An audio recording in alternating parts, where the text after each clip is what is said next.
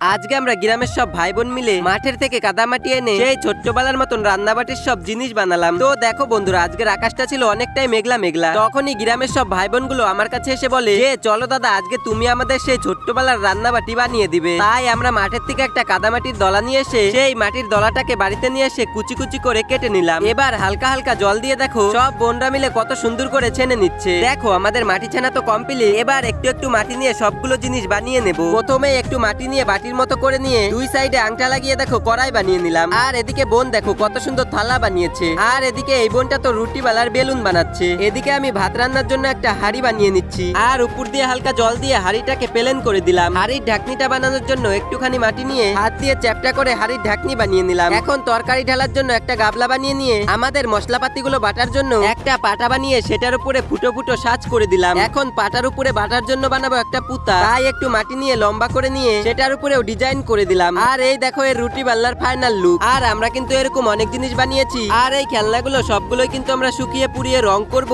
তোমরা যদি সেটা দেখতে চাও তাহলে কমেন্টে পার্ট 2 লেখো।